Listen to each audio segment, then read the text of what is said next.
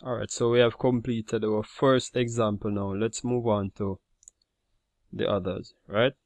And I won't rush through any of this. I'll work each example so you can see, just to give us a good reminder of how we actually solve linear equations, right? So I'm taking my time, not in any rush, because I want you to understand what is happening for this, right? So for this first equation that says 4x minus 3 equals 13. Now, as we did previously, we want to get x by itself. Once we have x equal to a specific value, and once we carry out the operation correctly, then we would have successfully find a value that would make our equation true.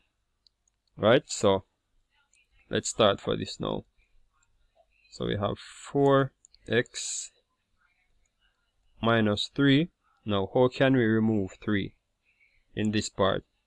Now if you remember the previous slide where I had a plus 5 right here, I removed this plus 5 by actually subtracting 5 for this part, which gave me 0.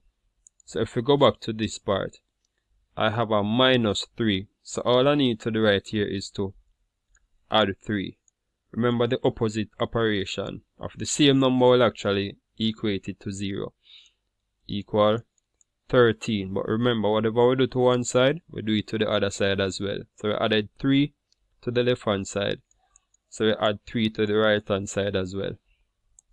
Alright? So these 3's will cancel. And we are left with 4x equal 13 plus 3, 16. Right? So we are one step closer to isolating our x. And as we said before, we carry out the opposite operation. So here, 4 and x are being multiplied. So the opposite of multiplication is division. So we divide by 4. And whatever you do to one side, do it to the other side as well. Right? So these 4's will cancel, leaving us with x equals 4 into 4, 1. 4 into 16 goes 4 times. So this is basically x equal 4. Alright? Just like that. Nothing to bust your brain. Just focus and look at the different steps and we'll be fine.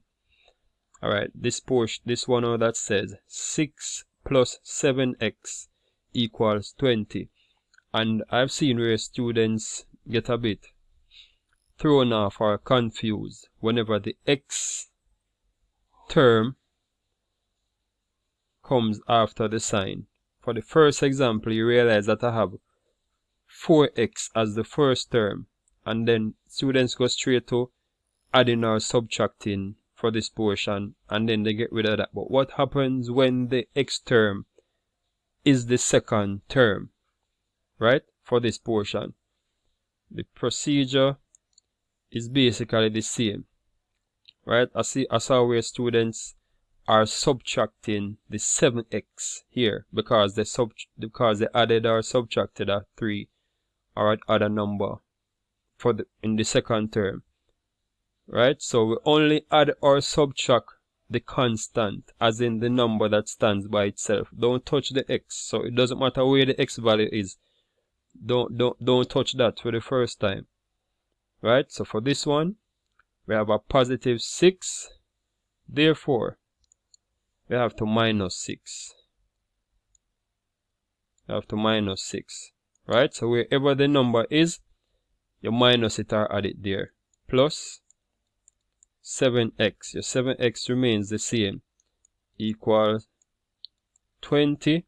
Remember, in equation balancing, whatever you do to one side, the minus 6 over this side, have to do it to the other side as well. Right? Minus 6. Okay, and I use color code to differentiate between different aspects of the solution. So these 6 will actually cancel, leaving us with 7x equal 20 minus 6 will give us 14. right? And we're one step closer to isolating our x now. So how can we get rid of the 7? And as we stated earlier, we carry out the opposite operation. So in this case, 7 and x are being multiplied. Opposite for multiplication, division. Divide by 7. So we divide by the same number, right? And if you notice, we added back the same 3 to negative 3. And we divide by the same 7 to get rid of the 7. Whatever you do to one side, do it to the other side. These 7s will cancel, right? So we are now left with 7 into 7, 1, 7 into 14, 2 times. So we now have x is equal to 2, alright? Just like that. So it's not that difficult if you pay close attention to the examples and follow the steps that we are exploring. Alright, then for this one now, we'll have our, we'll have our negative 3.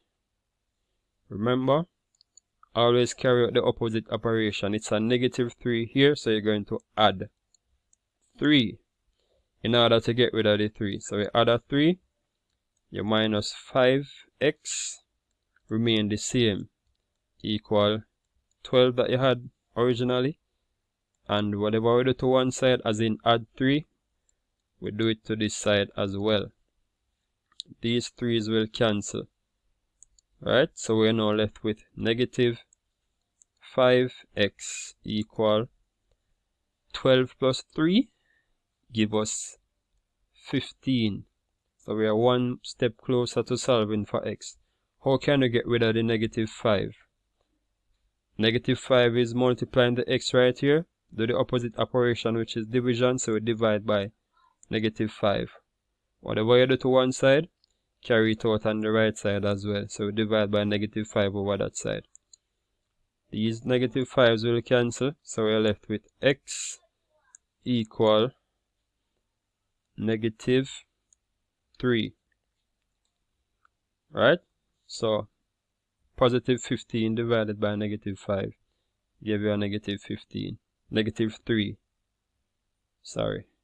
So that's basically how we solve linear equations. And for this portion where we have x equal negative 3, just to do another example of what I did in the first one, if we should take negative 3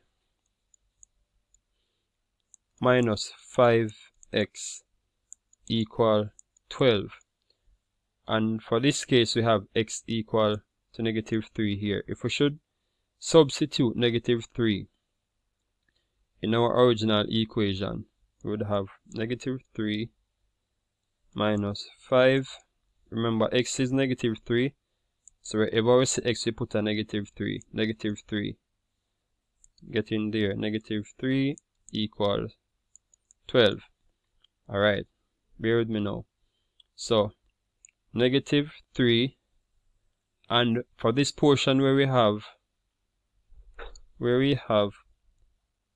negative 5 multiplying negative 3, that would give you a positive answer, right? So that gives us positive 15, right? I'll write the 5 first, hold on. So that gives us positive 15 equal 12, right? And for this aspect portion now that says negative 3 plus 15, this would work out to 12 equal 12, which is mathematically true, similarly to the previous examples of substitution that I made. So as I said, whatever that value of x is, when you substitute that back to the original equation, as in this case negative 3, you should get the final result. So this equation was actually solved. Alright, so any questions or any comment, just please leave them in the comment section. Anything you don't understand, point it out so that I can do a refresher video. Alright, let me get rid of this slide. Alright, so moving on to the nice part now. So we have solved the linear equations. Now, if you notice, for these problems now, they look very similar. Alright, let me adjust these. Sorry. Yeah. Let me adjust these. Good. They look very similar to the linear equation. However, as I pointed out, these signs are different. So we're now dealing with inequalities. So we won't have any equal signs here. Right? But how do we solve linear inequalities? And it basically comprises of the same steps that we carried out to solve the linear equations. Right? To further help you to understand that, let me do an illustration for number 1. Right? So we have 2x plus 5 less than 9. No longer equal to 9, now we have a less than 9. Right? So the same steps that we carried out before. We need to isolate our x. How can we do that? Or in other words, we need to get x to equal to be less than certain values. So whatever answer we get, or whatever solution we get here, we can put in any value that falls in this range in the inequality that we have here, and it would actually be less than 9. So it would make the equation true here. So let us move further here now. So I have 2x plus 5. How can we get rid of the 5? Very good. We minus a 5 because we are adding here, so we subtract over that part. So minus the 5 less than 9. Now remember the premise of equation balancing. Whatever you do to one side, you have to do it to the other side as well. So we subtracted 5 on the left hand side, so we're going to subtract 5 on the right hand side as well. Right? These 5s will cancel. So this leaves us with 2x less than 9 minus 5, 4. Right, so the only thing here for us to do now is to get rid of the 2. 2 and the x are being multiplied, so we divide by 2. But divide it to one side, do it to the other side. Right? I might start sounding like a scratch record now because it's basically the same concept repeating. So we are left with x less than 22, 1, 2 into 4, 2. X less than 2. So in this case, so for the equations, x was just a single value. In this case, x equal -3 or x equal 2. But in the inequalities now, x will take on several values that are basically less than 2. Right? So x less than 2 will be a range of values instead of just one value. Alright, so I just want to point that out. And if we should carry out the substitution, 2x plus 5 less than 9, and we should substitute back 2 in the equation, 2 plus 5 less than 9, 2 times 2, 4 plus 5 less than 9. 2 is not included here because it's a x less than 2. So any values that are less than 2, and this would give you 9 less than 9, which is not true because 9 is not less than 9. So in this case, we couldn't use a 2. We have to use a value that is less than 2 to satisfy the inequality that says x is less than 2. So we're gonna test this using values that are below 9.